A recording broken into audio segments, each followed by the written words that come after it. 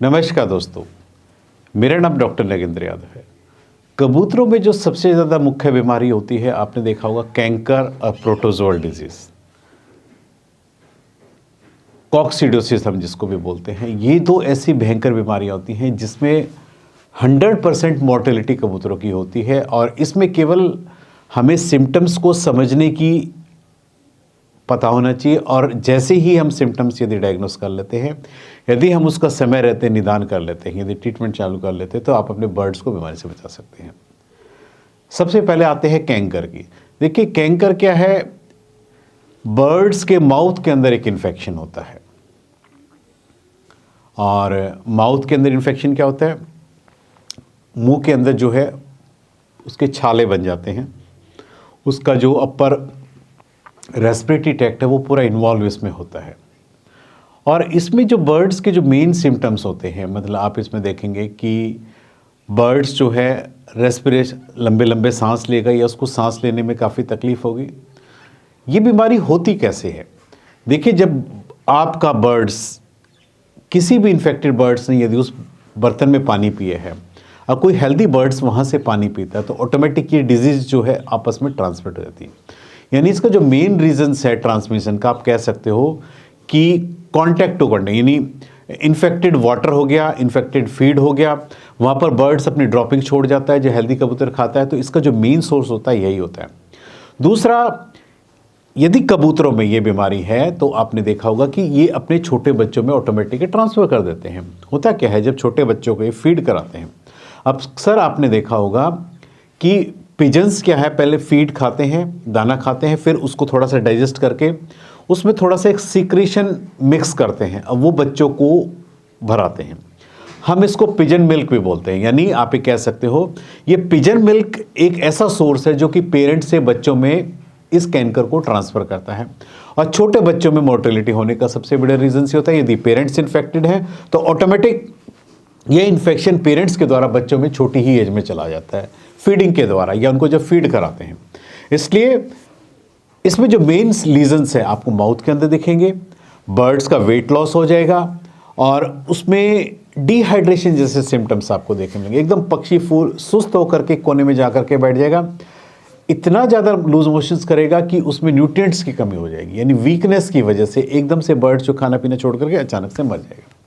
इसलिए जब भी आप अपने कबूतरों में ऐसा कोई देखते हो, सबसे पहले बर्ड्स का माउथ एग्जामिनेशन करना ज़रूरी होता है। आप कुछ हो चाहे ना हो, आप 2-4 दिन में एक बार कबूतर का मुंह खोल करके देख लीजिए। जब भी इसकी स्टार्टिंग होती है, आपको उसके मुंह के अंदर हल्के हल्के पीले पीले पॉक्स जैसे लीजन मुंह के अंदर या फंगस जैसा जो है मुंह के अंदर जमना शुरू हो जाएगा और ये जो है माउथ से लेके नीचे तक पूरा चला जाएगा। और इसमें एक चीज़ और आप देख सकते हो कि बर्ड्स का वेट लॉस होना भी शुरू हो जाता है। जब खाना नहीं खाएगा तो वेट लॉस होगा, तो ऑटोमेटिक उसी टाइम आप समझिए ये कोई ऐसी बीमारी नहीं है कि इसको हम ठीक नहीं कर सकते। इसमें जितना जल्दी हम ट्रीटमेंट स्टार्ट करेंगे कबूतरों का, उतना ही जल्दी आप ये मान के चले कि बर्ड्स की रिकवरी 100% सक्सेसफुल है। एंटीबायोटिक आप पीने के पानी में दीजिए, बर्ड्स को सप्लीमेंट्स आप दीजिए और साथ में उसकी डाइट का ध्यान रखिए, क्योंकि सॉलिड डाइट हम इसलिए नहीं दे पाएंगे कि उसके मुंह में जो छाले हैं वो छिलने शुरू हो जाएंगे। ऐसे में क्या है, हम लिक्विड फॉर्म में उसको सेरेलैक वगैरह आप देंगे तो ऑटोमेटिक रिकवरी चालू होगी। एक बर्ड्स की यदि आप रेगुलर डिवॉर्मिंग करेंगे, देखिए कबूतर जो जंगल में रहता है, अक्सर आपने देखा होगा उसके पेट में वॉर्म्स होने का रीजंस क्या होता है।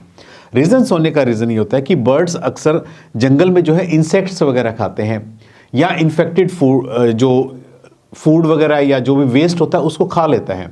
अब वहीं से जो है ये पैरासिटिक लोड जो है बर्ड्स के इंटेस्टाइन में बढ़ जाता है। इसलिए टेप वॉर्म्स हो गए, हेयर वॉर्म्स हो गए, लंग्स वॉर्म्स हो गए, यदि बर्ड्स के अंदर है, पिजन्स के अंदर है, ये उसमें बढ़ते रहते हैं तो ये बर्ड्स को नुकसान पहुंचाते हैं। ये भी कहीं ना कहीं उसकी हेल्थ को अफेक्टेड करते हैं।